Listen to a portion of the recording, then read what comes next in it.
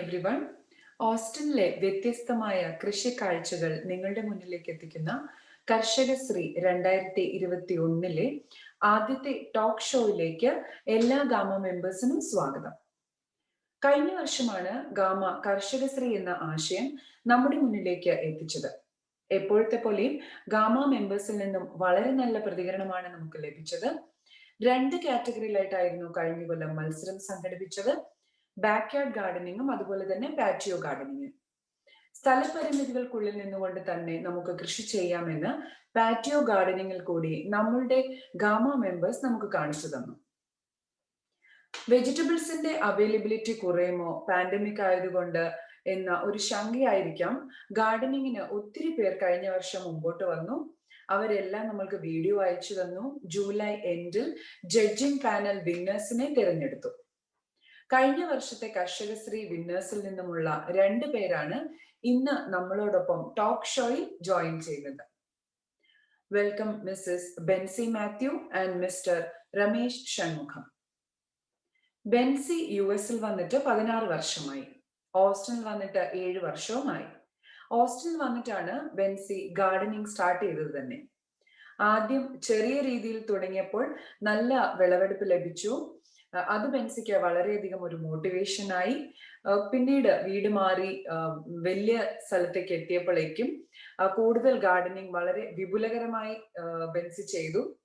കഴിഞ്ഞ കൊല്ലം ബെൻസിയുടെ പപ്പയും കൂടെ ഉണ്ടായിരുന്നു.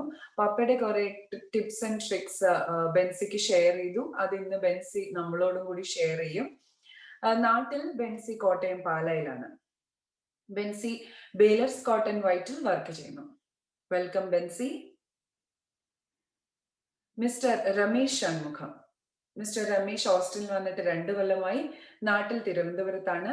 ജോലി തിരക്കിനിടയിലും എല്ലാ ദിവസവും ഒരു 30 മിനിറ്റ് രമേശ് ഗാർഡനിങ്ങിനായി മാറ്റിവെക്കാറുണ്ട്. രമേശ് നോർത്ത് ഓസ്റ്റിനിലാണ് താമസിക്കുന്നത്. വെൽക്കം രമേശ്. ഈ വർഷത്തെ കർഷകശ്രീ അവാർഡിനായുള്ള രജിസ്ട്രേഷൻ ഗാമ സ്റ്റാർട്ട് ചെയ്തിട്ടുണ്ട്.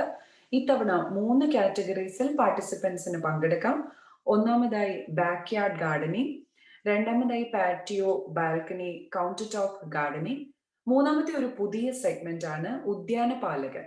അപ്പൊ എല്ലാവരും വെജിറ്റബിൾ ഗാർഡനിങ് ചെയ്യണമെന്നില്ല. കുറെ പേർക്ക് ഫ്ലവറിങ് അല്ലെങ്കിൽ ലാൻഡ്സ്കേപ്പ് ഗാർഡനിങ് ഭയങ്കര ഇഷ്ടമായിരിക്കും.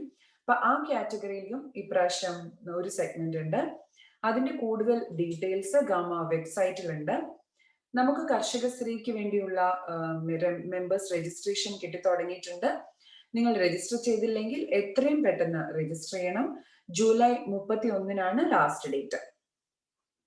അതുപോലെ തന്നെ ഇന്നത്തെ ഈ പ്രോഗ്രാമിൽ നിന്ന് ഗാമ 10 ലക്കി വിന്നേഴ്സിനെ ചൂസ് ചെയ്യുന്നുണ്ട്. അവർക്ക് ഒരു ഗാർഡനിങ് കിറ്റ് സമ്മാനമായി നൽകുന്നുണ്ട്. അപ്പോ ഇനി ഒട്ടും സമയം കളയാതെ തന്നെ നമ്മുടെ ടോക്കിലേക്ക് കടക്കാം. രമേശ്, ആദ്യമായി ഗാർഡനിങ് തുടങ്ങുന്നവരോട് ഒരു ആത്മവിശ്വാസത്തിനായി എന്താണ് പറയാനുള്ളത്? സോ ഈ പൂക്കളെയും ചെടികളെയും ഇഷ്ടപ്പെടാത്തതായിട്ട് ആരും തന്നെ ഉണ്ടാവില്ല. പക്ഷെ ഒരു മെയിൻ പ്രോബ്ലം എന്ന് പറയുന്നത് സ്റ്റാർട്ടിങ് ട്രബിൾ ആണ്. Like may be primary reason എന്ന് പറയുന്നത് may be it's a long cycle process. ഇന്ന് ഞാൻ വിത്തിട്ട് കഴിഞ്ഞാൽ നാളെ വരത്തില്ല. So you have to wait. ആ ഒരു പേഷ്യൻസ്, പിന്നെ അതർ പ്രയോറിറ്റീസ് വിൽ ഓവർടേക്ക്. അപ്പോൾ ഈവൻ ഞാനൊരു എക്സ്പേർട്ട് ഒന്നുമല്ല. I am just a practitioner. എനിക്ക് ഫാമിലി ബാക്ക്ഗ്രൗണ്ടിലും യാതൊരു ഫാമിംഗ് ബാക്ക്ഗ്രൗണ്ട് ഒന്നും ഇല്ലാത്ത ഒരു ആളാണ്. അപ്പൊ ഞാൻ ഇതുപോലെ ഒരു session around 10 years back I attended. അപ്പൊ അതിൽ വന്നിട്ട് ഇതുപോലെ എക്സ്പീരിയൻസ് ഷെയർ ചെയ്ത ആൾക്കാരിൽ നിന്ന് ഒരു ഇൻസ്പിറേഷൻ സ്റ്റാർട്ട് ചെയ്ത് അന്ന് തന്നെ പോയിട്ട് ഒരു വിത്തെടുത്ത് മുളപ്പിച്ച് സ്റ്റാർട്ട് ചെയ്തതാണ് ഞാൻ. അപ്പം അതിൽ നിന്ന് ബ്യൂട്ടി ഓഫ് ദിസ് ഗാർഡനിങ് എന്ന് പറഞ്ഞാൽ it's an addiction and it's a good addiction to have. I would recommend you get rid of all other addiction and get into this gardening addiction, right? അപ്പോൾ ഇതില് ഒരു main benefit എനിക്ക് personally കുറെ benefits ഉണ്ട്. അത് എല്ലാവർക്കും അറിയുന്നതാണ്. ഒരു സ്ട്രെസ് റിലീവർ ആണിത്. ലൈക്ക് മോർണിംഗ് കുറച്ച് സമയവും ഈവനിങ് കുറച്ച് സമയവും, like within this schedule, if you can spend, your mind will be very cool, right? പിന്നെ ഒരു ബിറ്റ് ഓഫ് എക്സസൈസ്, കിളയ്ക്കുക. അപ്പം നാട്ടിലൊക്കെ പണ്ട് ആൾക്കാർ കിളയ്ക്കാറുണ്ട്. നമ്മള് ചെറിയ തോതിലൊക്കെ അത് ചെയ്ത് ഒരു bit of an exercise. പിന്നെ I mean, even it helped in vitamin D. I mean, you are exposed to sunlight. So there are a lot of benefits actually, personally, even for me. So I used to spend ഒരു 30 minutes used to spend regularly. അപ്പൊ എന്റെ ഒരു suggestion എന്ന് പറഞ്ഞാൽ ആദ്യം ഇതിനെക്കുറിച്ചൊന്ന് മനസ്സിലാക്കുക. ഇത് ആദ്യമായിട്ട് സ്റ്റാർട്ട് ചെയ്യുന്ന ഒരാളാണെങ്കിൽ ഇതിനെക്കുറിച്ചൊന്ന് വായിക്കുക, മനസ്സിലാക്കുക. ഇപ്പോഴത്തെ ഒരു ഓൺലൈൻ വേൾഡിൽ ഇഷ്ടം പോലെ റിസോഴ്സസ് ആർ അവൈലബിൾ. അപ്പം വായിക്കുക, അതല്ലെങ്കിൽ യൂട്യൂബ് വീഡിയോസ്, അതല്ലെങ്കിൽ ഇങ്ങനത്തെ സെഷൻസ് ഇഫ് പോസിബിൾ ഈ ഒരു ഏരിയയിൽ തന്നെ ഈ സെഷൻസ് നടക്കുകയാണെങ്കിൽ ബെറ്റർ ടു അറ്റൻഡ് ദാറ്റ്. കാരണം അവര് ഈ ഏരിയയിലുള്ള റിലേറ്റഡ് പൂക്കളിനെ, ഐ മീൻ ഫ്ലവേഴ്സിനെ കുറിച്ചും അതല്ലെങ്കിൽ ഈ വെജിറ്റബിൾസിനെ കുറിച്ചും ഒക്കെ സംസാരിക്കുക. അപ്പം it is like an intelligence, local intelligence you can build. So being I mean I am actually direct beneficiary of this kind of a session, and thanks to Gamma, I think people should use these kind of sessions and start practicing it. So ഇന്ന് തന്നെ വിത്ത് മുളപ്പിക്കുക എന്നുള്ള ഒരു പ്ലെഡ്ജോടെ let's begin. ഞാനും ഒരു thank you Ramesh. ഞാനും beginner ആണ്. എനിക്കും ഭയങ്കര ഇതുപോലെ ടോക്ക് ഷോ കൂടെ തന്നെയായിരുന്നു ഒരു ഇൻസ്പിറേഷൻ ആക്ച്വലി ഗാർഡനിങ് ചെയ്യാനായിട്ടുള്ള ഇത്. അപ്പൊ ഇനി ബെൻസിയിലേക്ക് വരാം. ബെൻസി, ഇതെങ്ങനെയാ ഇനിയിപ്പോ നമ്മൾ ഓക്കെ ഇൻസ്പിറേഷൻ നമുക്ക് രമേശ് തന്നു, ഇനിയിപ്പോ ഇതിലേക്ക് എങ്ങനെയാ പ്ലാൻ എങ്ങനെയാ ഉണ്ടാക്കുന്നത്, അതിന്റെ ലേ ഔട്ട്, നമ്മള് റേസ് ബെഡ് എങ്ങനെയാ, അതിനെ പറ്റി ഒന്ന് പറഞ്ഞുതരും. അപ്പം അതിന് മുന്നേ രമേശ് പറഞ്ഞ പോലെ ഞാനും കൃഷിയുടെ കാര്യത്തിൽ അത്ര എക്സ്പെർട്ടായിട്ടുള്ള ആളൊന്നുമല്ല. എന്റെ ബാക്ക്ഗ്രൗണ്ടും പാലയിൽ ജനിച്ചു വളർന്ന ഒരാളാണ്. മൊത്തം റബ്ബറിന്റെ നടുക്ക് ജീവിച്ച ആളാണ്. അവിടെ ഒന്നും നമുക്ക് കൃഷികളോ കാര്യങ്ങളോ ഒന്നും അങ്ങനെ കാര്യമായിട്ട് ഉണ്ടായിരുന്നില്ല. ഒരു മുല്ല നട്ടതിന്റെ പിറ്റേ ദിവസം പറിച്ചു നോക്കി അതിന്റെ വേര് വന്നോ നോക്കിയ ആളാണ് ഞാൻ. എനിക്ക് ഒട്ടും കൃഷിയെക്കുറിച്ച് അറിവുണ്ടായിരുന്ന ആളല്ല. പക്ഷെ ഹോസ്റ്റലിലോട്ട് മൂവ് ചെയ്ത് വന്നു കഴിഞ്ഞിട്ടാണ് ഇത് ചെയ്യാനായിട്ട് കൂടുതൽ ഇൻട്രസ്റ്റ് തുടങ്ങിയത്. അപ്പൊ പലരും, എന്റെ ഫ്രണ്ട്സ് പലരും ചെയ്യുന്ന കണ്ടു കഴിഞ്ഞപ്പോൾ എനിക്കും തോന്നി എനിക്കും ചെയ്യണം എന്നുള്ളൊരു മോട്ടിവേഷൻ തോന്നി. അങ്ങനെ സ്റ്റാർട്ട് ചെയ്താണ്. അപ്പം ദീപ്യ ചോദിച്ച ക്വസ്റ്റിനുള്ള ആൻസർ, നമ്മളൊരു ഇത് തുടങ്ങുമ്പം ഫസ്റ്റ് നമ്മൾ ഫിക്സ് ചെയ്യുന്ന ഒരു സ്ഥലമുണ്ട്. നമ്മുടെ ഒരു ലാൻഡ്സ്കേപ്പിംഗ്, നമ്മൾ കൃഷി ചെയ്യാൻ ഉദ്ദേശിക്കുന്ന ഒരു സ്ഥലം, അത് മാക്സിമം സൺലൈറ്റ് ഉള്ള ഏറ്റവും നല്ല സൺലൈറ്റ് ഉള്ള ഒരു സ്ഥലം സെലക്ട് ചെയ്യാനായിട്ട് പ്രത്യേകം ശ്രദ്ധിക്കണം. വലിയ മരങ്ങളുണ്ടെങ്കിൽ അതിന്റെ താഴെ കൊണ്ട് വെച്ച് കഴിഞ്ഞാൽ നമുക്ക് ചെടിക്കുള്ള ആവശ്യത്തിനുള്ള സൺലൈറ്റ് കിട്ടില്ല. അപ്പം make sure that you select A good spot with a lot of sunlight. പിന്നെ ഞങ്ങൾ ചെയ്തതിന്റെ എൻ്റെ ഒരു എക്സ്പീരിയൻസിലാണ് ഞാൻ സംസാരിക്കുന്നത്. അപ്പം ഞങ്ങൾ കുറച്ച് റേസ് ബെഡ് ഉണ്ടാക്കി, ഒരു 4 സെക്ഷൻസിലായിട്ട് പന്തലിൽ കയറേണ്ട ചെടികൾക്ക് വേണ്ടിയിട്ടുള്ള ഒരു 4 റേസ് ബെഡ് ഉണ്ടാക്കി. പിന്നെ കുറച്ച് ഏരിയ നമ്മളൊരു 2 അടിയിൽ കുറച്ച് ഫ്ലവർ ബെഡ് പോലെ ത്രൂ ഔട്ട് അവർ ബാക്ക് യാർഡിൽ എടുത്തു. അങ്ങോട്ട് ഞങ്ങൾ മിക്സ്ഡ് ആയിട്ടുള്ള സോയിൽ, മിക്സ് ഓഫ് ടർക്കി കമ്പോസ്റ്റും അതുപോലെ ഗാർഡൻ സോയിലിന്റെ ഒരു മിക്സ് മേടിച്ച ഒരു ബേസ്, അങ്ങനെയാണ് മണ്ണ് ആദ്യം ഇട്ടത്. പിന്നെ ഞാൻ സീഡ്സ് ഒരു ഏപ്രിൽ മാർച്ച് ഒക്കെ ആകുമ്പോഴത്തേക്കും ഇൻഡോറിൽ തന്നെ പാകി വെക്കും. ആദ്യം മണ്ണിൽ കൊണ്ട് വെക്കില്ല, ഇൻഡോറിൽ തന്നെ പാകി വെച്ച് അത് മുളച്ച് കഴിയുമ്പോഴത്തേക്കും ഒരു 2-3 ആഴ്ച കഴിയുമ്പോഴത്തേക്കും അത് പുറത്ത് കൊണ്ടുപോയി പാകുകയാണ് സാധാരണ ചെയ്യാറുള്ളത്. അപ്പൊ ഈ സോയിലിന്റെ കാര്യത്തിൽ ഞാൻ ചോദിച്ചോട്ടെ, ഇപ്പൊ നമ്മളിപ്പോ ഈ കോസ്കോയിൽ നിന്ന് വാങ്ങിക്കുന്ന സോയിൽ ഉണ്ട്, അതുപോലെ തന്നെ നമ്മുടെ നഴ്സറിയിൽ നിന്ന് നമ്മൾ ഡയറക്റ്റ് വാങ്ങിക്കുന്നുണ്ട്. അപ്പൊ ഏത് തരം സോയിലാണ് നമ്മൾ ചൂസ് ചെയ്യേണ്ടത്? നമുക്ക് ഈ പോട്ടിംഗ് സോയിൽ ചൂസ് ചെയ്യാം. പക്ഷെ നമ്മൾ ഫസ്റ്റ് നമ്മളൊരു റേസ് ബെഡ് ഒക്കെ ഉണ്ടാക്കുമ്പം നല്ല മിക്സ് ഓഫ് ടർക്കി കമ്പോസ്റ്റും ഗാർഡൻ സോയിലിന്റെയും കൂടെ മിക്സ് കിട്ടും. അത് ഞങ്ങളിവിടെ ഒരു ട്രക്കിലൊക്കെ ഇറക്കുക ചെയ്യുന്നത്, ഇച്ചിരി കൂടുതൽ ലോഡ് കൂടുതൽ മേടിച്ചിറക്കുക ചെയ്യുന്നത്. അപ്പൊ അതാണെങ്കിൽ എനിക്ക് തോന്നുന്നത് നന്നായിട്ട് കൃഷികൾക്കുള്ള ചെടികളൊക്കെ വളരാനുള്ള ഒരു നല്ല ഫെർട്ടിലൈസർ അതിലുള്ള കാരണം I think it would help. Potting സോയിലും ഓക്കെയാണ്. ഇപ്പൊ ചെറിയ രീതിയിലൊക്കെ കൃഷി ചെയ്യുവാണ്, നമ്മളിപ്പം ഗ്രോ ബാഗിലൊക്കെ ആണെങ്കിൽ പോട്ടിംഗ് മിക്സ് നമ്മൾ കോസ്കോയിന്നോ അല്ല ഹോം ഡിപ്പോയിന്നോ മേടിച്ചാൽ മതിയാവും. നമ്മുടെ റിയയുടെ ഒരു ക്വസ്റ്റ്യൻ ഇവിടെ കാണുന്നുണ്ട്, സോയിൽ എല്ലാ വർഷവും ചേഞ്ച് ചെയ്യണോന്ന് ചോദിച്ചിട്ടുണ്ട്. സോയിൽ ഞങ്ങൾ എല്ലാ വർഷവും ചേഞ്ച് ചെയ്യാറില്ല, പക്ഷെ അതിന്റെ മേളിൽ കുറച്ച് പുതിയ സോയിൽ എല്ലാ വർഷവും ആഡ് ചെയ്ത് കൊടുക്കാറുണ്ട്. ഈ വർഷവും കുറച്ച് ടർക്കി കമ്പോസ്റ്റും മേടിച്ച് അതിന്റെ മേളിലോട്ട് നമ്മൾ പുതിയൊരു ലെയർ എല്ലാ വർഷവും ആഡ് ചെയ്ത് കൊടുക്കാറുണ്ട്. കംപ്ലീറ്റ് ആയിട്ട് മാറ്റാറില്ല. ഓക്കെ, സോറി, നഴ്സറിന്നാണോ ഇത് വാങ്ങിച്ചു എടുക്കുന്നത് ടർക്കി കമ്പോസ്റ്റ്? സോയിൽ എന്ന് പറഞ്ഞ ഒരു പ്ലേസ് ഉണ്ട് I-35 അടുത്ത്. അപ്പൊ അവിടെ പോയി നമ്മൾ ഇപ്പൊ നമ്മുടെ യാർഡിൽ വർക്ക് ചെയ്യാൻ വരുന്ന അവർ തന്നെ നമുക്ക് പറഞ്ഞു കഴിഞ്ഞാൽ അവർ തന്നെ കൊണ്ടുവരും. അപ്പം അങ്ങനെ ടർക്കി കമ്പോസ്റ്റ് ആണ് നമ്മൾ മേടിച്ച് ടോപ്പ് ലെയർ ആയിട്ട് എല്ലാ വർഷവും ഇടുന്നത്. ഓക്കെ, രമേശ്, അതുപോലെ just to add, ഒരു ഓയിൽ ചേഞ്ച് സോയിൽ ചേഞ്ച് ചെയ്യുന്നതിന് പകരം ക്രോപ്സ് ചേഞ്ച് ചെയ്യുന്നത് നല്ലതായിരിക്കും. അതായത് ഫസ്റ്റ് ഇയറിൽ like if you have planted വല്ല ടൊമാറ്റോ ആണെങ്കിൽ നെക്സ്റ്റ് ഇയറിൽ വേറെ ഏതെങ്കിലും അതേ സ്ഥലത്ത് പ്ലാന്റ് ചെയ്യുന്നത് നല്ലതായിരിക്കും. It's kind of a rotation of crops. കാരണം ഒരേ ഇത് പ്ലാന്റ് ചെയ്ത് കഴിഞ്ഞാൽ അതിന്റെ same nutrients try to get it right. അപ്പൊ ആ ഒരു ന്യൂട്രിയൻസ് അവിടെ ഇല്ലെങ്കിൽ so it end up in a standard growth. അതുപോലെ രമേശ്, നമ്മളിപ്പോ സീഡ് നടുന്നതിലെ സ്പേസിങ് എങ്ങനെ നോക്കേണ്ടത്? സോ സ്പേസിങ് ഇതൊരു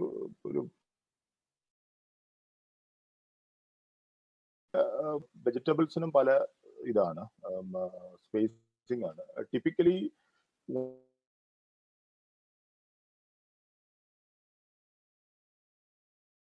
ലൈക്ക് ഈവൻ ഇതൊരു സ്പ്രെഡ് ചെയ്ത് കഴിഞ്ഞാൽ ഇപ്പൊ ടൊമാറ്റോ ആണെങ്കിൽ കുറച്ചുകൂടെ സ്പേസ് വേണം. പെപ്പേഴ്സ് ആണെങ്കിൽ even 1.5 feet is sufficient to have. അപ്പൊ ഇതിന് പിന്നെ വേറെ ഒന്ന്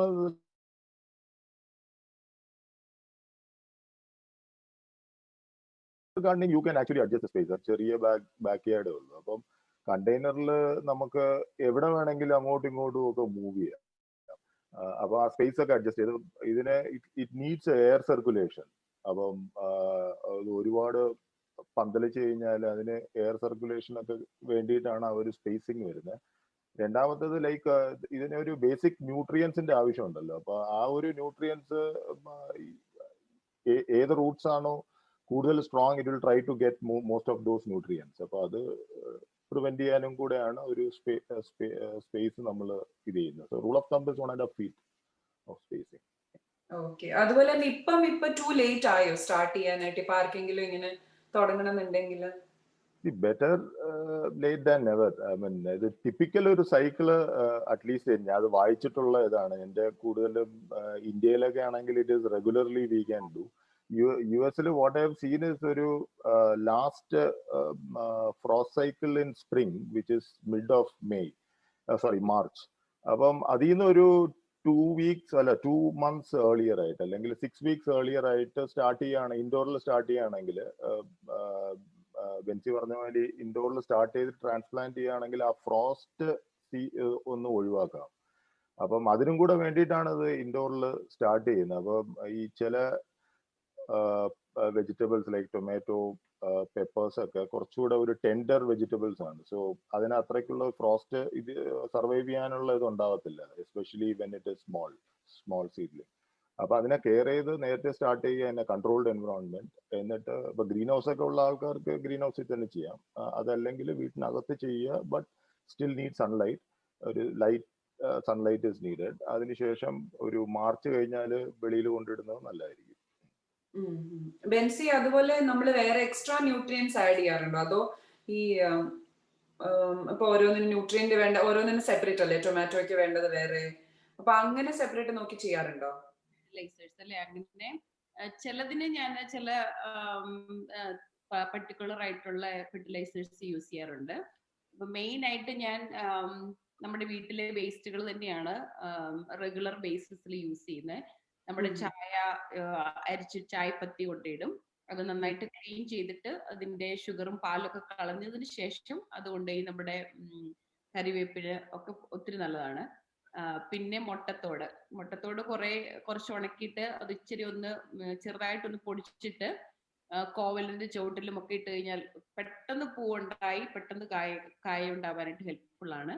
അതുപോലെ കഞ്ഞിവെള്ളം ഒത്തിരി എഫക്റ്റീവ് ആണ്. കഞ്ഞിവെള്ളം ഫ്രഷ് ആയിട്ട് മീൻസ് ചൂട് പോയി കഴിഞ്ഞ് തണുത്തതിന് ശേഷവും ഒഴിക്കാം, അല്ലെങ്കിൽ 2-3 ദിവസം വെച്ച് കഴിഞ്ഞാൽ അത് പുളി വന്നു കഴിഞ്ഞാൽ അതിന്റെ എഫക്റ്റീവ്നെസ് വളരെ കൂടുതലാണ്. അതുപോലെ ഞാൻ റെഗുലർ ആയിട്ട് യൂസ് ചെയ്യുന്ന നമ്മുടെ പഴത്തൊലി, അത് ജസ്റ്റ് ഒരു വെള്ളത്തിൽ ഇട്ട് വെച്ച് കഴിഞ്ഞാൽ ഒരു 3-4 ദിവസം കഴിയുമ്പോഴത്തേക്കും അതിന്റെ കളർ ബ്രൗൺ ആവും. അപ്പോഴത്തേക്ക് ആ പഴത്തൊലിയിൽ നിന്നുള്ള എല്ലാ പൊട്ടാസ്യവും എല്ലാ മിനറൽസും ഇറങ്ങി അതൊരു ബ്രൗൺ കളർ ആകുമ്പം അതും റെഗുലർ ആയിട്ട് ഒഴിക്കാറുണ്ട്. പിന്നെ മെയിൻ ആയിട്ട് ഞാൻ യൂസ് ചെയ്യുന്ന ഫെർട്ടിലൈസേഴ്സ് നമ്മുടെ ബോൺ മീൽ യൂസ് ചെയ്യാറുണ്ട്, ബ്ലഡ് മീല്, പിന്നെ ടർക്കി കമ്പോസ്റ്റ്, പിന്നെ ചിക്കൻ മാനുവർ, പിന്നെ എന്തെങ്കിലും നമ്മുടെ കൗ മാനുവർ. ഇതൊക്കെയാണ് റെഗുലർ ബേസിൽ യൂസ് ചെയ്യുന്ന സാധനങ്ങൾ. കൗ മാനുവർ ഒക്കെ നമ്മുടെ ഇവിടുത്തെ അത് സ്ലോ റിലീസ് ആണ്, കാരണം വൺസിന് 3 months ഒക്കെ ഇട്ട് കൊടുത്താൽ മതി. പിന്നെ ബോൺ മീലും ബ്ലഡ് മീലും ഒരു 2 to 3 weeksന്റെ ഇടയിൽ ഇട്ട് കൊടുക്കാറുണ്ട്. ബ്ലഡ് മീലിന്റെ ഒരു ഗുണം കൂടെ ഞാനിന്ന് പറയാൻ ആഗ്രഹിക്കുന്നത്, ഒത്തിരി പേർക്ക് ഡിയറിന്റെ ശല്യം ഉള്ളത് ഫ്രൂട്ട് ട്രീ ഒക്കെ വന്ന് നശിപ്പിക്കുവാണെങ്കിൽ ഈ ബ്ലഡ് മീൽ ഇട്ട് കഴിഞ്ഞാല് ബ്ലഡ് മീലിന്റെ സ്മെല്ല് ഡിയറിന് ഇഷ്ടമല്ല. അപ്പൊ അത് കുറച്ചിട്ട് കഴിഞ്ഞാൽ അവരുടെ നോസ് ഭയങ്കര സെൻസിറ്റീവ് ആണ്. അപ്പം ഡിയറിന്റെ ശല്യത്തിൽ നിന്നും ഒന്ന് ഇതാവാനും ബ്ലഡ് മീൽ ഹെൽപ്ഫുൾ ആണ്. ഈ ബ്ലഡ് മീൽ നമുക്ക് ഈ റോസസിന് മുമ്പിലൊക്കെ ഇടാൻ പറ്റുമോ? ലൈക്ക് ഇടാം. അതെവിടുന്ന അപ്പൊ വാങ്ങിക്കാറ്? തണ്ടിന്റെ അടുത്ത് കൊണ്ടിടാതെ ഇച്ചിരി ഒരു സ്പേസിലിട്ട് ഇച്ചിരി മാറ്റി ഇട്ടാൽ മതി. അത് നമുക്ക് ഹോം ഡിപ്പോയിൽ, ഞാൻ സാധാരണ ഹോം ഡിപ്പോയിന്നാണ് മേടിക്കുന്നത്. Okay, thank you so much. അത് നല്ലത്. ഒത്തിരി പേർക്ക് ഡിയറിന്റെ, എന്റെ ഇവിടെ കുറെ ഫ്രണ്ട്സിനൊക്കെ റോസസ് ഒക്കെ കുറെ പോയിട്ടുണ്ട്, കുറെ പ്ലാന്റ്സ് പോയിട്ടുണ്ട് ഡിയർ കാരണം. Thank you. ഒരു അതൊന്ന് ആഡ് ചെയ്യാനായിട്ട്, നമുക്ക് ആ ഒരു ഈ ന്യൂട്രിയൻസ് ലൈക്ക് ഈ ഗാർഡനിങ് വേൾഡിൽ രണ്ടായിട്ടാണ് തിരിച്ചിരിക്കുന്നത്. ഒരു macro nutrients and micro nutrients. Macro nutrients എന്ന് പറഞ്ഞാൽ NPK, I mean everybody knows, like in the fertilizer you have seen. അപ്പൊ അത് നൈട്രജൻ, ഫോസ്ഫറസ് ആൻഡ് പൊട്ടാഷ്. അപ്പോൾ അതാണ് മേജർ ന്യൂട്രിയൻസ് വേണ്ടത്. പിന്നെ അതിന്റെ കൂടെ തന്നെ മാക്രോ ന്യൂട്രിയൻസ് ആയിട്ട് calcium, magnesium and sulphur, I think അതൊക്കെ അതിന്റെ കൂടെയാണ് വരുന്നത്. പിന്നെ micro nutrients of zinc, iron, അങ്ങനത്തെ കുറച്ച് ന്യൂട്രിയൻസും കൂടെ ഉണ്ട്. സോ ഈ what I was trying to say is, ഈ NPK ആദ്യം നമ്മൾ എങ്ങനെ ഇടണം എന്നുള്ളത്, ഈ നൈട്രജൻ ബേസിക്കലി ഒരു എന്തുവാണ്, പച്ചപ്പ് വരാനായിട്ട് nitrogen. So all these photosynthesis. അപ്പം ഈ നമ്മൾ ആദ്യം തന്നെ ഇത് സ്റ്റാർട്ട് ചെയ്യുമ്പോൾ ഏറ്റവും കൂടുതൽ വേണ്ടത് നൈട്രജൻ ആണ്. രണ്ടാമത് അതിനുശേഷം ഉള്ളതാണ് phosphorus. Phosphorus will help in ഈ റൂട്ട് ഗ്രോത്ത്, അതല്ലെങ്കിൽ സ്റ്റെം ഗ്രോത്ത്, ഫ്ലവറിങ്, ഫ്രൂട്ട്സ്, അതിനൊക്കെ ഫോസ്ഫറസും. പിന്നെ potash is overall regulation or immunity for the plant. അപ്പൊ general principle is like you add more nitrogen in the start, just before flowering and fruiting, you add more phosphorus, like bone meal. Bone meal ഒരു good example ആണ് ഫോസ്ഫറസിന്.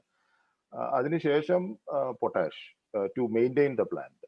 അപ്പൊ അങ്ങനെയാണ് അതിന്റെ ഒരു general principle. പക്ഷെ starters ഇതൊന്നും നോക്കേണ്ട ആവശ്യമില്ല. ജസ്റ്റ് ഒരു ബാലൻസ്ഡ് ഒരു ഇത് കിട്ടുകയാണെങ്കിൽ, 5-5-5 എന്ന് എഴുതിയത് കിട്ടുകയാണെങ്കിൽ, that is more than sufficient. And ഈ അതിനൊരു ഡെഫിഷ്യൻസി കാണുകയാണെങ്കിൽ, ഫോർ എക്സാമ്പിൾ ഇപ്പൊ നൈട്രജനിൽ ഒരു ഡെഫിഷ്യൻസി ഉണ്ടെങ്കിൽ ഒരു ഇലയൊക്കെ ഒരു മഞ്ഞ പിടിച്ചിരിക്കും. ഇപ്പം ഫോസ്ഫറസിന്റെ ഡെഫിഷ്യൻസി ആണെങ്കിൽ അധികം ഫ്ലവേഴ്സ് ഉണ്ടാവത്തില്ല, അല്ലെങ്കിൽ ഫ്രൂട്ട്സ് ആയിട്ട് കൺവേർട്ട് ചെയ്യുന്നില്ല. അപ്പൊ അങ്ങനെ ഒരു ചെറിയൊരു റൂൾ ഓഫ് തമ്പ് വെച്ച് അതങ്ങ് ആഡ് ചെയ്ത it will B helpful. Even banana peel, it's good potash actually. അതുപോലെ നമുക്കിപ്പോ ഒരു ക്വസ്റ്റ്യൻ ചോദിച്ചിട്ടുണ്ട്, ഇൻസെക്ട്സിനെ എങ്ങനെയാ മാറ്റി നിർത്താൻ പറ്റുന്നതും, അതുപോലെ തന്നെ ഈ പ്ലാന്റ് ഈ ലീഫ് ഷ്രിങ്ക് ചെയ്യുന്നതിന്, ലീഫ് ഷ്രിങ്ക് ചെയ്യുന്നത് ഒരു പൊട്ടാഷ്യന്റെ ഒരു ഡെഫിഷ്യൻസിയാണ്. Generally it's a rule of thumb ആണ്. ദെൻ ദ സെക്കൻഡ് തിങ് ഇത് ലീഫ് ഷ്രിങ്ക് ചെയ്യാൻ വേറൊരു കാരണം കൂടെ ഉണ്ട്, ഈ ക്ലൈമറ്റ് ചേഞ്ച്. ഈ ടെമ്പറേച്ചർ മാറിക്കഴിഞ്ഞാൽ ഇത് വരും. അപ്പൊ ഈ ഒരു മഞ്ഞപ്പൂ ഉണ്ട്, കേളിങ്ങും ഉണ്ടെങ്കിൽ there may be A potash deficiency. അല്ലാതെ ഒരു ജനറൽ കേളിങ്, ഒരു ലൈറ്റ് കേളിങ് ആണെങ്കിൽ, ഇത് ഉണ്ടെങ്കിൽ I think it is okay. It is a general climatic change.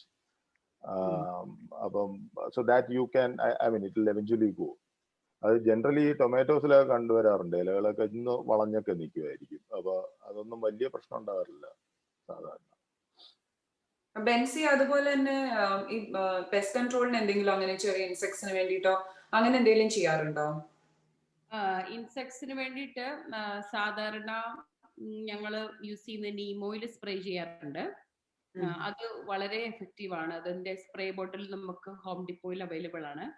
അതുപോലെ പിന്നെ ഹോം റെമഡീസ് എന്ന് പറയുന്നത് കഞ്ഞിവെള്ളത്തിൻ്റെ അകത്ത് കുറച്ച് ഒരു 3-4 വെളുത്തുള്ളി ഇട്ട് അത് നല്ലതായിട്ട് നമ്മുടെ സ്മൂത്തി ഒക്കെ ഉണ്ടാക്കുന്ന മിക്സ് ബ്ലെൻഡറിൽ ഇട്ടടിച്ച് അത് സ്പ്രേ ചെയ്താലും ഈ പെസ്റ്റ് സാധാരണ ഉള്ള സംഭവങ്ങളൊക്കെ പോയി കിട്ടും.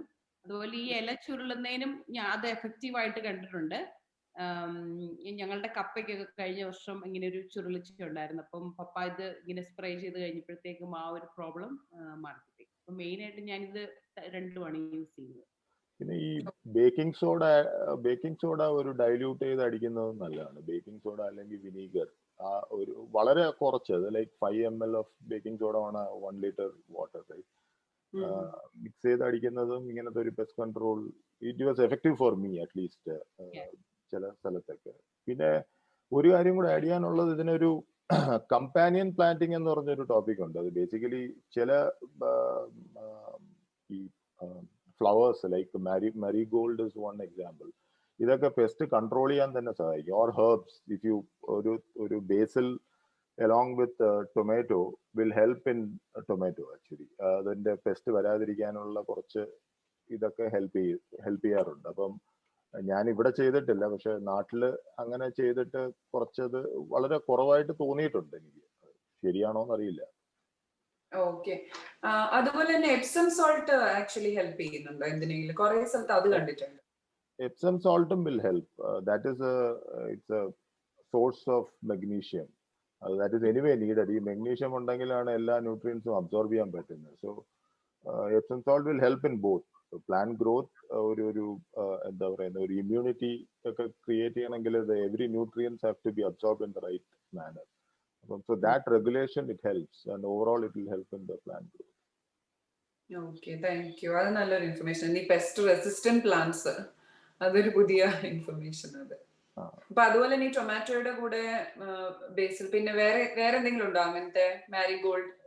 മേരിഗോൾഡ് ഒരുവിധം ടൊമാറ്റോയുടെ കൂടെ, അത് even taste also it will enhance the taste എന്നാണ് പറയാറ്.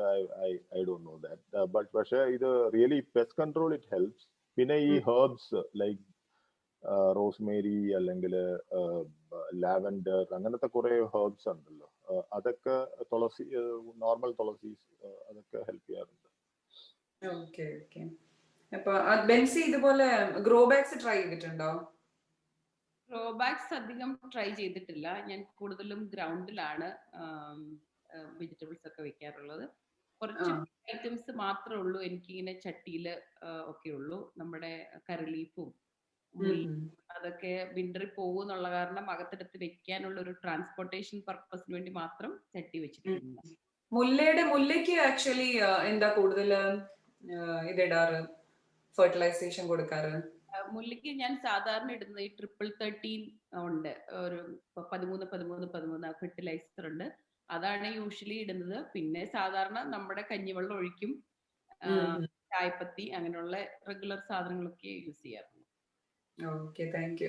രമേശ്, അപ്പൊ നമുക്ക് ഈ വാട്ടർ കൺസംഷനെ പറ്റി എന്താ, rain water?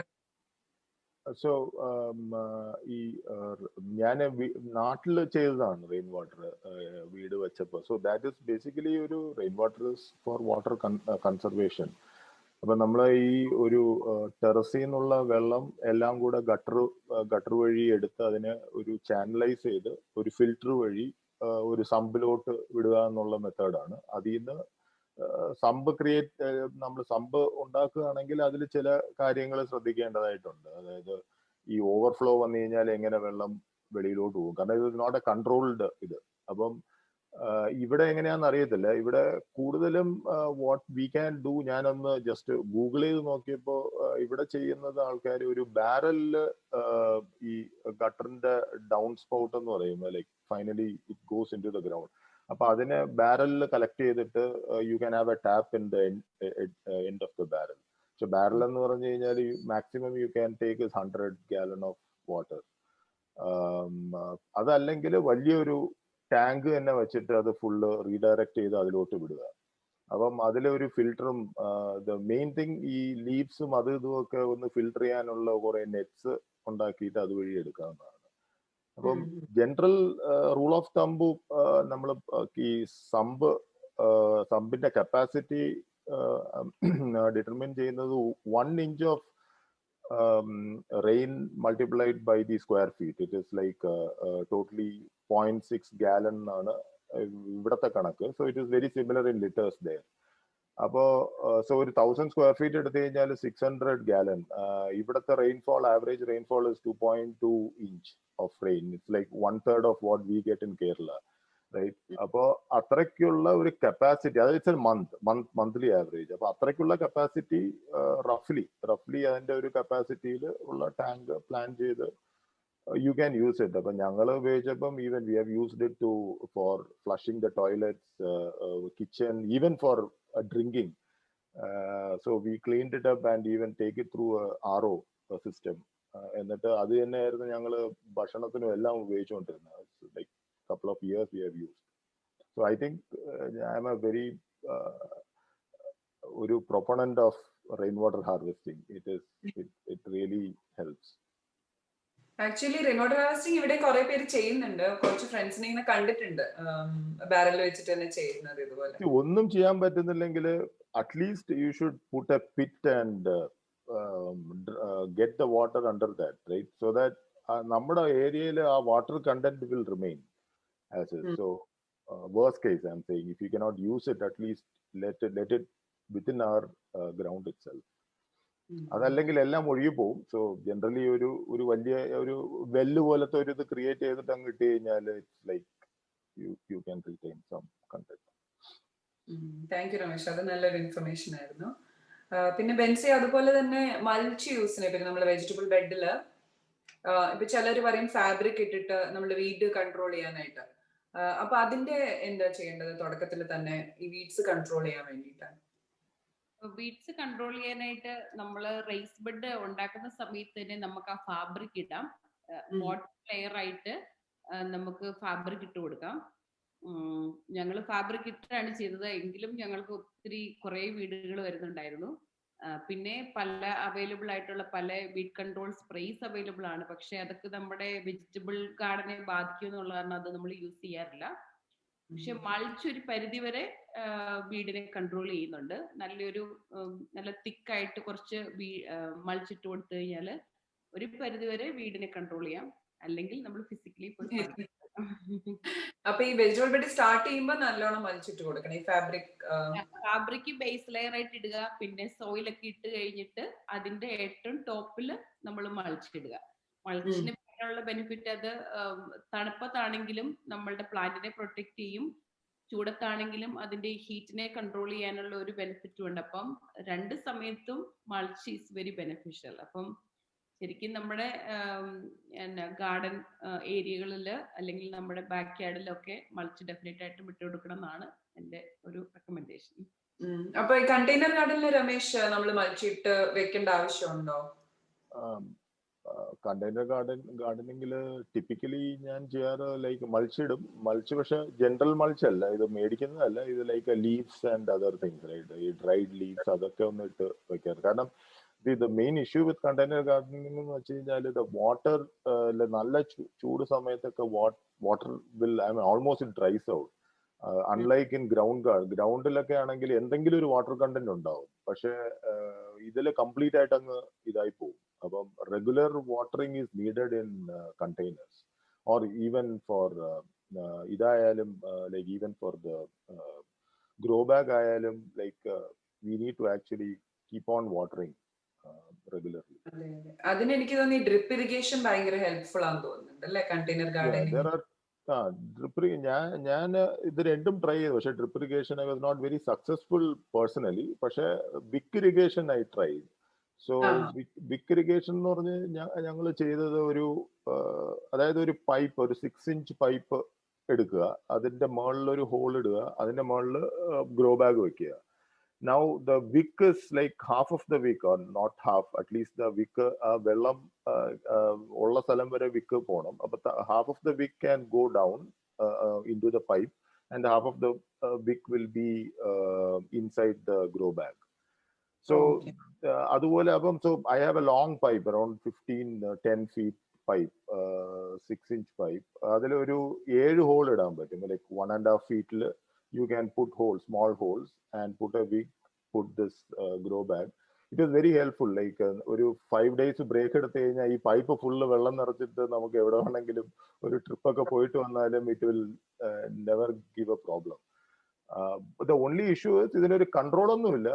Vic is normal capillary action. It will take as and when it is needed. പക്ഷേ it was very effective for me.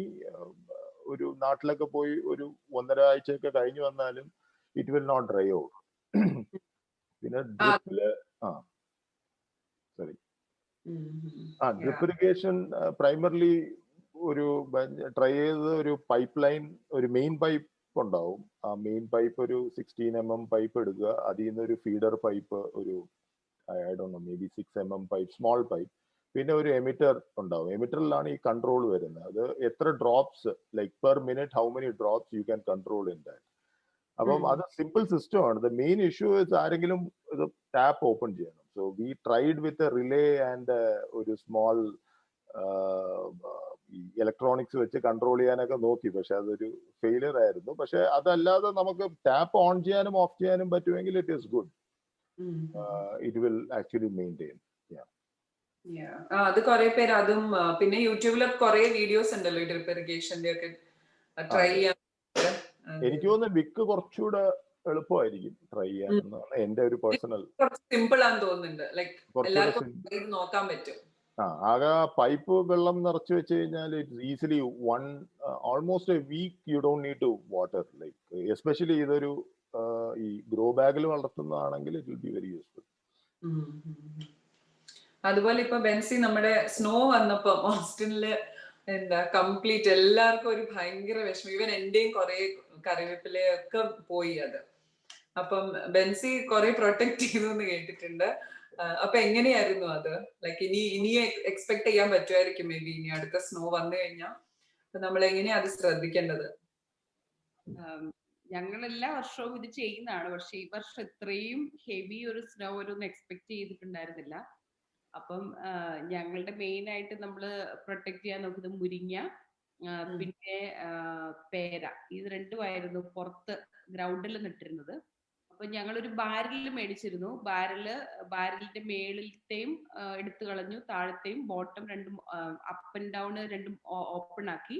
എന്നിട്ട് middle ഒരു കട്ട് കൊടുത്തു. എന്നിട്ട് ചെടിയുടെ ചോട്ടിൽ ഇങ്ങനെ കൊണ്ടുപോയി വെച്ചു. എന്നിട്ട് അത് ഫുള്ള് നമ്മൾ മൾച്ച് നിറച്ചു കൊടുത്തു.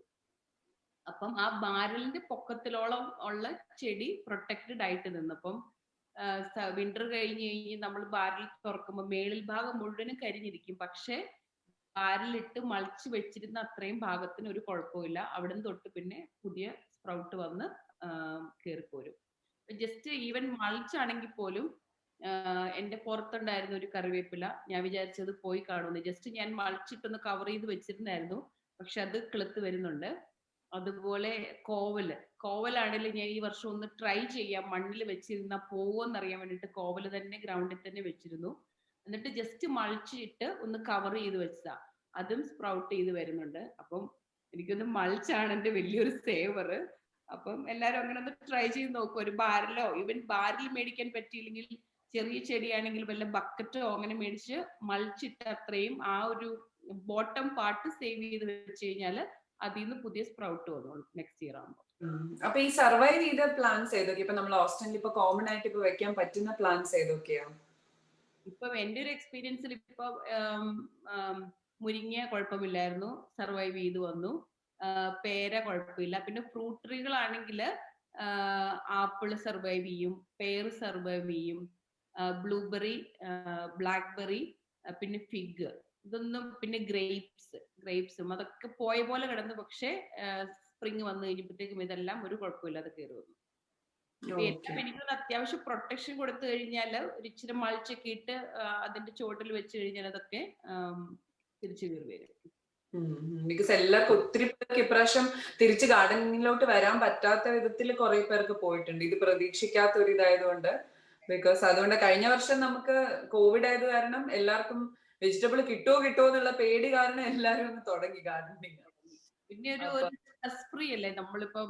ഞാനൊക്കെ ആണെങ്കിലും ഹോസ്പിറ്റലിലാണ് വർക്ക് ചെയ്യുന്നത്. നമ്മൾ ഹോസ്പിറ്റലിൽ കോവിഡ് പേഷ്യൻസിനെ ഒക്കെ കണ്ട് ഭയങ്കര ഒരു ഡിപ്രസിങ് ഇതിലാണ് വീട്ടിലോട്ട് വരുന്നത്. അപ്പം നമുക്കൊരു കുറച്ച് സ്ട്രെസ് ഫ്രീ ആയിട്ടുള്ള ഒരു ഇതാണ് പുതിയ യുനോ കുറെ ഫ്രൂട്ട്സ് കാണുക, അല്ലെങ്കിൽ കുറെ പുതിയ പുതിയ പയറ് അങ്ങനെയെല്ലാം ഉണ്ടായി കിടക്കുന്ന കാണുമ്പോൾ തന്നെ നമുക്കൊരു ഹാപ്പിനെസ് ആണ്.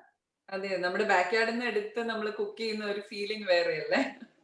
അവിടുത്തെ ഞാനും അതെ, ഇങ്ങനെ കുറെ ഫ്രണ്ട്സും ടോക്സും ഒക്കെ ഇൻസ്പിറേഷൻ ചെയ്തിട്ടാ കിട്ടിയിട്ടാ ലൈക്ക് ഞാനും പതുക്കെ പതുക്കെ തുടങ്ങിയത്. ലൈക്ക് അപ്പൊ ഇത് നല്ലൊരു ഇതായിരുന്നു, കുറെ ഇൻഫർമേഷൻ നമുക്ക് കിട്ടിയത്. എന്തൊക്കെ എത്ര ബുക്ക് ചെയ്താലും ആക്ച്വലി നമുക്കൊരു എക്സ്പീരിയൻസ്ഡ് ആയ ആൾക്കാരുടെ അടുത്ത് നിന്ന് കേൾക്കുമ്പം അത് ഭയങ്കര ഒരു ഡിഫറൻസ് അല്ലേ വരുന്നത്. നമ്മുടെ ഗാർഡനിൽ നിന്ന് നമ്മൾ പറിച്ചുകൊണ്ട് ഫ്രഷ് ആയിട്ട് പറിച്ചുകൊണ്ട് വന്ന് കുക്ക് ചെയ്യുന്നതിനൊരു പ്രത്യേക ഒരു സാറ്റിസ്ഫാക്ഷൻ ആണത്. കാരണം എവരിബഡി ഷുഡ് ട്രൈ ദാറ്റ്. ഒരു ഇൻഫർമേഷൻ ഇത് പറഞ്ഞപ്പോഴാണ് ഓർത്തത്. ഇത് ഈ സീഡ്സ് മേടിക്കുമ്പോൾ ഇവിടുത്തെ ലോക്കൽ ഇതിൽ നിന്ന് മേടിച്ചു കഴിഞ്ഞാൽ ഒരുവിധം എല്ലാം ഇവിടെ വളരുന്നതായിരിക്കണം. പക്ഷെ ഈ ഓൺലൈനിലൊക്കെ ഓർഡർ ചെയ്യുമ്പോൾ ഇവിടെ സീൻ ഇറ്റ് ഹിയർ, ഒരു ഈ US ഡിപ്പാർട്ട്മെന്റ് ഓഫ് അഗ്രികൾച്ചർ അവര് ഒരു സോൺസ് ആയിട്ടാണ് തിരിച്ചേക്കുന്നത്. അപ്പോൾ ഈ Austin is 8B or something like that, അങ്ങനത്തെ ഒരു സോണാണ്. സോ ഇറ്റ് ക്യാൻ വിത്ത്സ്റ്റാൻഡ് ഇത്രയും temperature like 15 to 20 Fahrenheit or something like that. അപ്പം ആ സീഡ്സ് മേടിക്കുമ്പോൾ ജനറലി അവര് അതിൽ തന്നെ പറയുന്നുണ്ടെന്ന് തോന്നുന്നു. ഞാനൊന്ന് മേടിച്ച ഒരു അബദ്ധം പറ്റിയത് വേറൊരു സ്ഥലത്ത് വളരേണ്ട ഒരു സാധനമാണ്. അപ്പം അത് നോക്കി മേടിക്കാനായിട്ട് നോക്കുക. ഓൺലൈനിൽ ഓർഡർ ചെയ്യുകയാണെങ്കിൽ. പക്ഷെ ലോക്കലി അവൈലബിൾ ഒക്കെ ഒരുവിധം ഇതായിരിക്കും, ഇവിടെ വളരുന്നതായിരിക്കും കിട്ടുന്നത്. വിന്ററിലെ പോലെ തന്നെ സമ്മറിൽ നമുക്ക് ഇതുപോലെ തന്നെ മൽച്ചിട്ടിട്ട് തന്നെ സേവ് ചെയ്യാം അല്ലെ പ്ലാന്റ്സിനൊക്കെ? ഇല്ല, സമ്മറിൽ എന്തായാലും അത് പടർന്നോളുമല്ലോ നോർമലായിട്ട്. നമുക്ക് ഫ്രോസ്റ്റ് ആണ് ഒരു മെയിൻ ഇഷ്യൂ. കാരണം സമ്മറിൽ അധികം ചൂട് വരുന്നത് like you are watering regularly, അത് ഒരിതുണ്ട്. ബെൻസി പറഞ്ഞ മാതിരി മൾച്ച് ഇട്ട് കഴിഞ്ഞാൽ ആ വാട്ടറിനെ കുറച്ച് ചൂടൊക്കെ ഒന്ന് പ്രിസർവ് ചെയ്യാൻ പറ്റും ഡെഫിനറ്റ്ലി. ബിക്കോസ് വാഴയുടെ ഇലയൊക്കെ ബേൺ ആയിട്ട് പോയിട്ട് കണ്ടിട്ടുണ്ട് ഞാനേ. അതാ ഞാൻ ചോദിച്ചത്, അങ്ങനത്തെ വാഴ സേവ് ചെയ്യാനായിട്ട് അങ്ങനെ വല്ലതും പറ്റുമോ ഇതുപോലെ മൽച്ചിട്ടാലാണ്? മൾച്ചിട്ട് ഞങ്ങളുടെ വാഴയും കയറി വന്നു. ആക്ച്വലി മൾച്ചൊന്നും ഇട്ടിരുന്നില്ല, ഒന്നും ചെയ്തിരുന്നില്ല. ഒരു വാഴ പോയി, പിന്നെ ഒരു വാഴയുടെ അവിടുന്ന് 2 വാഴ വന്നു ഇപ്രാവശ്യം. അപ്പം അത് ഒന്നും ചെയ്യാതെ തന്നെ കയറി വരുമെന്ന് വിചാരിച്ചിരുന്നല്ലോ. പക്ഷെ ഇത്രയും ഒരു സ്നോ വരുമെന്ന് എക്സ്പെക്ട് ചെയ്യാണ്ടിരുന്ന കാരണം വാഴേനെ ഒന്നും കാര്യമായിട്ടൊന്നും ചെയ്തിരുന്നില്ല. പക്ഷെ തിരിച്ചു വന്നു. സീഡ്സിന്റെ കാര്യം രമേശ് പറഞ്ഞപ്പം നമ്മുടെ ഇനിയിപ്പോ ആർക്കെങ്കിലും ഇന്ത്യയിൽ നിന്നുള്ള നമ്മുടെ നാട്ടിലെ സീഡ്സുകൾ വേണമെങ്കിൽ സീഡ്സ് ഓഫ് ഇന്ത്യ എന്ന് പറഞ്ഞൊരു വെബ്സൈറ്റ് ഉണ്ട്. ഞാൻ കഴിഞ്ഞ പ്രാവശ്യം കുറച്ച് റിഡ്ജ് ഗാർഡും അങ്ങനത്തെ കുറച്ച് നമ്മുടെ നാട്ടിൽ അങ്ങനെ ഇച്ചിരി അവൈലബിൾ അല്ലാത്ത കുറച്ച് സീഡ്സ് ഒക്കെ സീഡ്സ് ഓഫ് ഇന്ത്യ എന്നാണ് മേടിച്ചത്. അത് കുഴപ്പമില്ലായിരുന്നു. ഫ്യൂ ഡേയ്സിന് നമുക്ക് പെട്ടെന്ന് തന്നെ അവർ ഷിപ്പ് ചെയ്ത് തന്നു. എൻ്റെ അതെല്ലാം ഉണ്ടായി വന്നായിരുന്നു. So if anybody wants to check out seeds of India. Information അത് അല്ല നമുക്ക് എവിടുന്ന വാങ്ങിക്കണ്ടേന്നുള്ളത്, നമ്മുടെ നാടൻ വെജിറ്റബിൾസ്. ചില സീഡ്സ് നമുക്ക് എല്ലായിടത്തും അവൈലബിൾ ആയിരിക്കത്തില്ലല്ലോ. അപ്പം ഈ വെബ്സൈറ്റിൽ നിന്ന് നമ്മുടെ നാട്ടിലുള്ള most of the seeds available ആണ്. Okay thank you Bency, thank you Ramesh. നല്ലൊരു സെഷൻ ആയിരുന്നു ആക്ച്വലി. കുറെ ടിപ്സും ട്രിക്സും എന്തൊക്കെ വളർത്താം, പിന്നെ കണ്ടെയ്നർ ഗാർഡനിങ്ങിനെ പറ്റിയും ഒക്കെയുള്ള നല്ലൊരു ഇൻഫോർമേറ്റീവ് സെഷൻ ആയിരുന്നു. പിന്നെ ഇതിൽ അറ്റൻഡ് ചെയ്ത എല്ലാവരും അവരുടെ ഇമെയിലും ഫോൺ നമ്പറും ചാറ്റ് ബോക്സിൽ ഇടണം. നമുക്ക് ലക്കി ഡ്രോ ഉണ്ട്. ലക്കി ഡ്രോ വിന്നേഴ്സിന് സീഡ്ലിങ്സ് കുറെ ഒരു ഗിഫ്റ്റിന്റെ ഒരു കിറ്റ് തരുന്നതായിരിക്കും ഗാമ. അപ്പൊ എല്ലാരും ഇമെയിലും ഫോൺ നമ്പറും. അപ്പൊ ലക്കി ഡ്രോ വിന്നേഴ്സ് 10 പേർക്ക് ഗാമ കിറ്റ് തരും. അപ്പം പിന്നെ അതുപോലെ തന്നെ ഈ കർഷകശ്രീ എല്ലാരും രജിസ്റ്റർ ചെയ്യണം. എത്രയും വേഗം നമ്മള് വാട്സപ്പ് ഗ്രൂപ്പ് ക്രിയേറ്റ് ചെയ്യുന്നുണ്ട്. അതില് ഇതിനെപ്പറ്റി കൂടുതൽ ഡിസ്കഷൻസ് ഉണ്ടാവുന്നതായിരിക്കും. നമ്മുടെ ഗാർഡനിങ്ങിനെ പറ്റി ഇതുപോലെ എന്തൊക്കെ കെയർ ചെയ്യണം, ഏതൊക്കെ സമയത്ത് കെയർ ചെയ്യണം. അപ്പൊ അതൊരു നല്ലൊരു ഗ്രൂപ്പ് ആയിരിക്കും. വളരെ ഇൻഫോർമേറ്റീവ് ആയിട്ട് ഇനിയുള്ള ടോക്സും എല്ലാം നമ്മൾ കൊണ്ടുവരാൻ പ്ലാൻ ഉണ്ട്. അപ്പൊ എല്ലാവരും കർഷകശ്രീ രജിസ്റ്റർ ചെയ്യുക. അതുപോലെ തന്നെ വാട്സപ്പ് ഗ്രൂപ്പിൽ ആഡ് ചെയ്യുക. അതിൽ പ്ലാന്റ് എക്സ്ചേഞ്ച്, സീഡ് എക്സ്ചേഞ്ച്, അതിന്റെ ഒക്കെ പരിപാടി ഉണ്ട്. അപ്പൊ thank you so much Bensy and Ramesh ഇന്ന് ജോയിൻ ചെയ്തതില്, നമുക്ക് ഒത്തിരി ഇൻഫർമേഷൻ തന്നതിന്. Thank you, Divya. Thank you, Gama, for arranging this. Okay, so അപ്പൊ നമ്മൾ ഇന്നത്തെ പ്രോഗ്രാം ഇവിടെ വൈൻഡ് അപ്പ് ചെയ്യാനുള്ള സമയമായി. ഹോപ്പ് എല്ലാവർക്കും ഈ സെഷൻ ഒരു ഹെൽപ്ഫുൾ ആയി കാണുമെന്ന് വിശ്വസിക്കുന്നു. ഗാമയുടെ മറ്റൊരു ടോക്ക് ഷോയുമായിട്ട് നമുക്ക് വീണ്ടും കാണാം. Thank you so much. നന്ദി. ശുഭരാത്രി.